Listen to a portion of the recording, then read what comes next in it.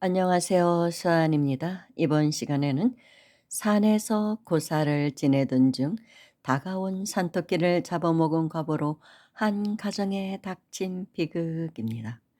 이 글은 2007년도에 손처사님이 쓰셨습니다.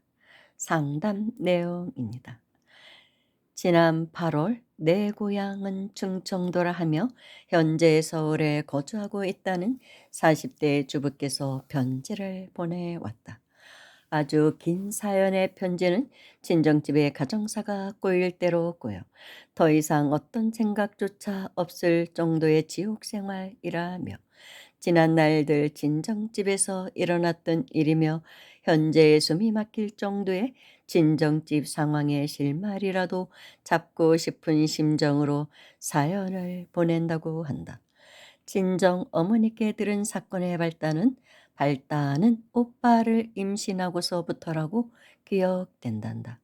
산에 모셔진 제단에 대대로 제사를 지내온 관습에 따라 그날도 할머니와 아버지와 작은아버지 이렇게 세 분이서 고사를 지내던 중 토끼 한 마리가 시루떡 곁으로 다가가는 것을 보고는 아버지와 작은아버지께서 토끼를 잡아서 그만 집에서 꿀꾸덕했단다. 오빠를 임신한 상태에서 일어난 일이었는데 몇 달 뒤 오빠를 낳고 보니 오빠는 이상한 울음소리를 내기도 하고 자주 아팠단다. 즉 통티가 난 것이죠. 그 토끼의 식신이 태중에 있던 아이에게 붙은 것입니다. 아마 산신에게 고사를 지냈던 것 같은데 토끼는 산신이 이뻐하는 자녀잖아요. 그 자녀를 잡아먹었으니 당연히 산신이 노해서 이런 일이 일어났다고 볼 수 있습니다. 안타까운 일입니다. 특히 임신한 사람들은 조심해야 된다고 하잖아요. 집안에 누군가 임신하고 있을 때는 특별히 살생을 금하라고 하는데 더더구나 고사를 지낸 날 그런 일을 벌였으니 동티도 아주 심하게 난 것입니다. 그런 오빠가 현재의 상태는 말도 제대로 못하고 곱추 마냥 굽어진 등의 토끼상을 하고는 종이 찢는 게 일과이고 닭고기를 먹어야만 한다고 성질내고 있단다. 즉 장애인이 되었다는 것입니다. 너무 안타깝죠. 그런 오빠가 안쓰러워 가끔씩 진정집을 가면 독경을 들어주기도 하고 기도할 때면 오빠는 그냥 좋아라 하지만 지금까지도 아파트 문 밖에 나오지 않았단다. 또 하나의 문제거리. 30대의 남동생 그런대로 직장 생활 하더니만 느닷없이 오만 가지 빚에 시달려 죽는다고 난리여서 여동생과 상의하여 가드빚을 갚고 나니 신랑한테 면목 없고 부끄럽고 그런 남동생 이제 괜찮으려나 싶더니 항상 얼굴에 어둠이 드리워져 있어 사연을 들으니 장애인 오빠를 모시고 살아야 하는 처지를 보고 사랑한다던 애인 훌쩍 떠나버리니 점점 삶의 의욕을 상실하여 지금은 폐인이 되다시피 하였다고 한다. 기독교의 집안에 시집간 여동생은 항상 종교 문제로 분란을 일으켜 절에서 가져온 만다라 그림과 달력과 독경 테이프와 경전 등을 보면 귀신 불러들인다고 욕설을 해대어 종교 전쟁은 끊임없이 이어지고 막내 남동생은 그런 대로 살으려나 했더니 어느 날 여자친구 사귀어 결혼한다고 동네방네 자랑하며 인사시키더니 아이를 임신하고부터 갑자기 여자친구 이상한 행동을 하더니 그만 자연유산을 하게 되고 여자친구는 결국 내림굿을 받아 무속인이 되어 헤어지게 되었다고 한다. 3년 전엔 토끼를 잡아 먹으신 작은 아버지께서 암으로 투병 중이던 어느 날 갑자기 허공에 대고 무릎을 꿇고서 엄마 잘못했다며 두 손 싹싹 빌다가 돌아가시고 친정 아버지도 몇 달 후 일하러 나갔다가 결국 밭 일터에서 돌아가셨다 한다.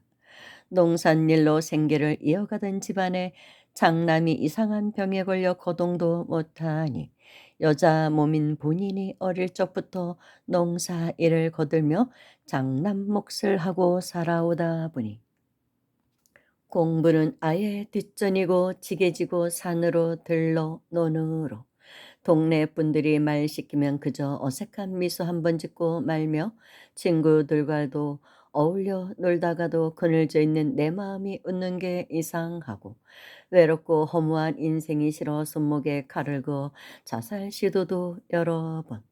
요즘도 부처님 전에 가면 자살 시도를 했던 손목의 흔적들이 부끄러워 긴팔 옷으로 가리고 절을 하곤 했단다.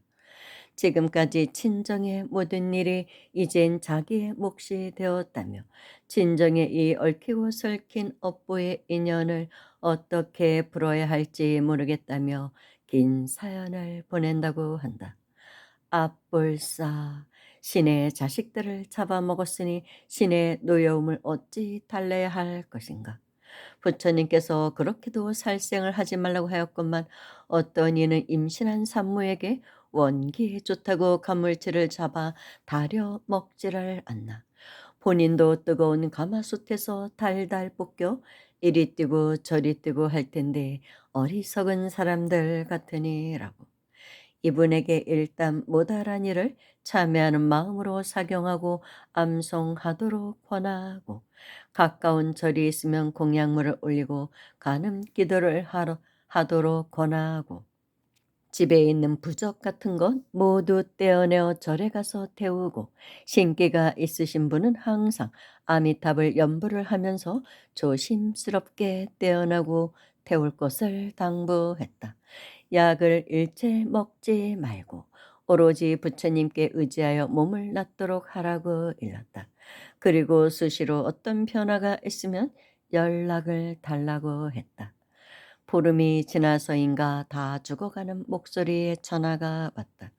온몸이 아프고 머리가 터져나갈 듯하고 진통제를 먹어도 안 되고 병원에서 주사 맞고 와도 소용이 없고 잠은 더욱더 오지 않고 미칠 것만 같다고 죽을 것만 같다고 어쩜 좋아요. 호통을 쳤다. 어떤 변화가 오면 연락을 달라고 했는데 약을 먹지 않고 오로지 모다라니에만 매달려 치유해야 다음 기도를 할 수 있다고. 지옥을 벗어나기가 그리 쉬운 일이 아닌데 고가 몸덩어리 좀 아프다고 금세 병원에 의지하고 약에 의지하고 호통 소리에 다시 해보겠다고 지송해요 하고 전화를 끊는다. 며칠 뒤 서울에를 갔다가 이분과 만나게 된다. 모다란 일을 죽을 똥 살똥 해가며 신랑 앞에서는 약을 먹는 것처럼 하다가 쓰레기통에 버리기를 며칠. 나를 만나기 전날 겨우 아침밥을 먹고 모처럼 잠이 들었는데 꿈에 어떤 여자분이 작은 소쿠리에 녹찻잎 같은 것을 담아와서 먹으라고 하더란다. 속으로는 녹차 같은데 떨떠름할 거라고 생각하고 먹었더니 씹으면 씹을수록 한약 맛이 나더란다. 그리고 꿈을 깼는데 몸이 한결 가벼웠고 개운하더란다. 이분에게 진정에 연락하여 어머니는 나무 아미탑을 연불을 참여하는 마음으로 지극히 하도록 하고 남동생분도 모다란 일을 참여하는 마음으로 하도록 권했다. 그리고 천지팔량경을 묘소에 가서 읽도록 하고 진정집에서도 일주일 동안 경전의 말씀들을 마음에 새겨가며 읽도록 권하며 지장 참회기도 100일을 하도록 권했다.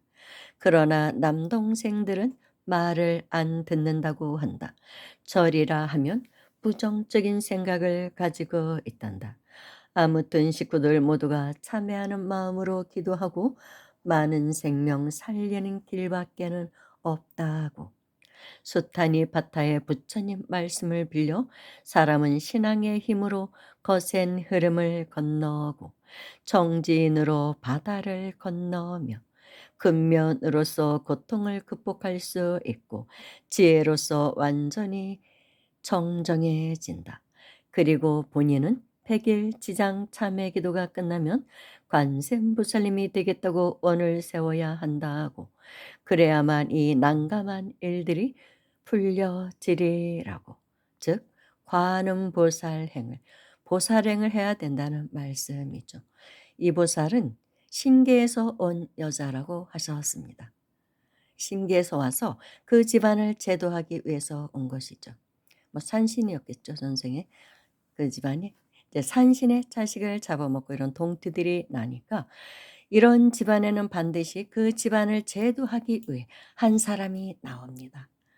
예. 그녀가 이 여자가 그 역할을 한 것입니다. 근데 대단한 보살이에요. 예 손처사님을 만나서 굉장히 많이 달라졌고 또 본인도 암에 걸렸었거든요. 그런데 예 기도를 해서 모다라니를 해서 그 암이 치유되기도 했습니다. 그래서 손처사님이 보살행을 하는데 가장 많이 예 뒤에서 밀어준 보살이 이 보살님입니다. 물심양면으로. 본인은 꽤 능력 있는 여자였어요. 돈을 잘 벌더라고요. 뭐를 하고 있는데 아무튼 예 사업 같은 걸 하는데 굉장히 능력 있는 여자였어요. 그래서 많은 도움을 준 예 굉장히 고마운 보살님입니다.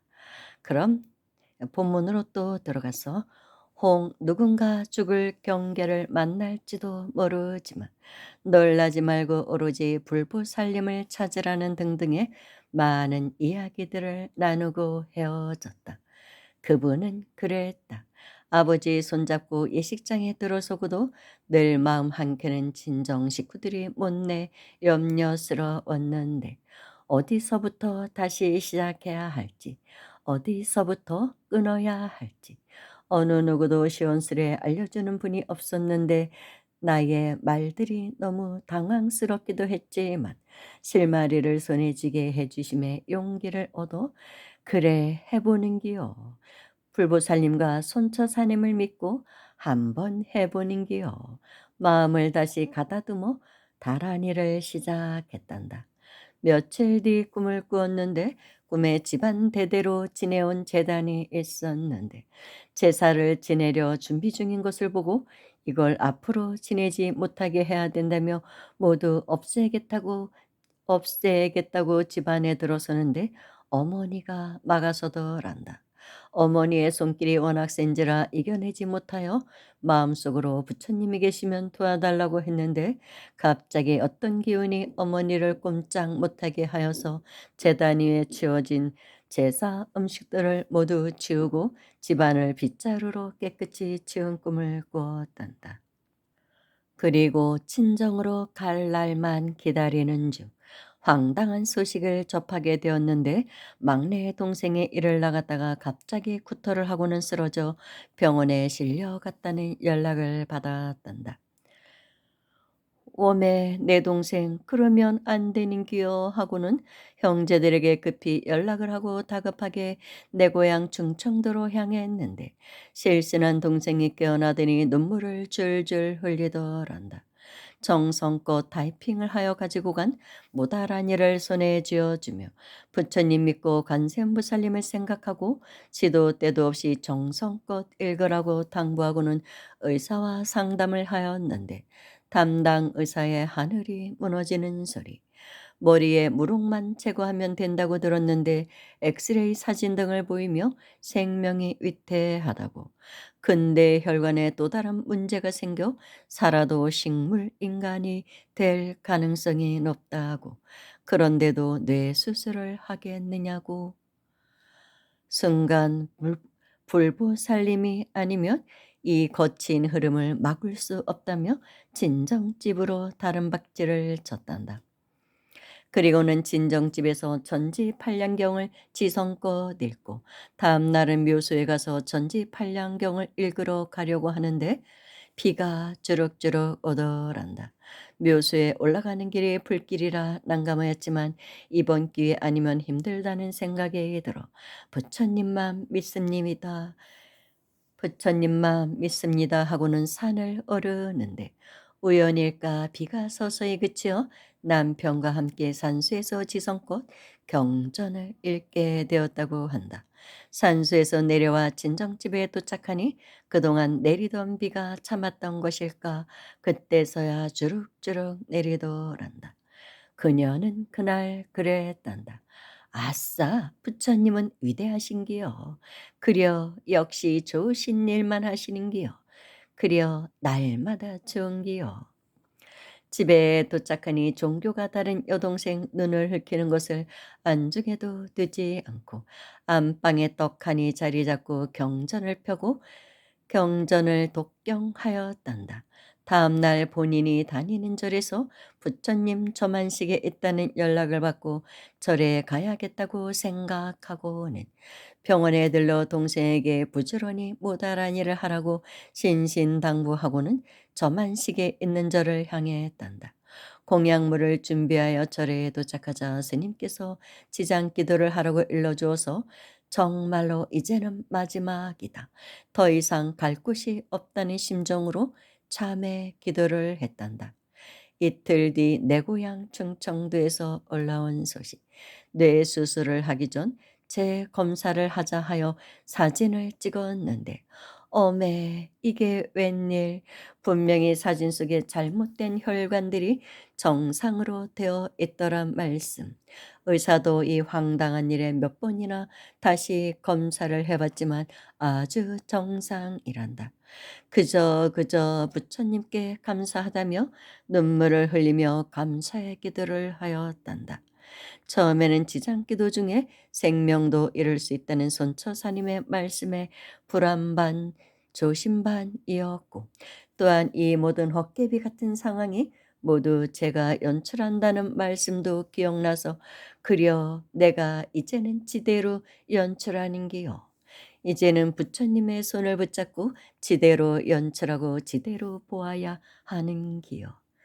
부처님의 오묘한 진리의 포인트를 지금으로서는 알 수 없지만 하나하나 알아갈수록 탄성이 절로 나온단다.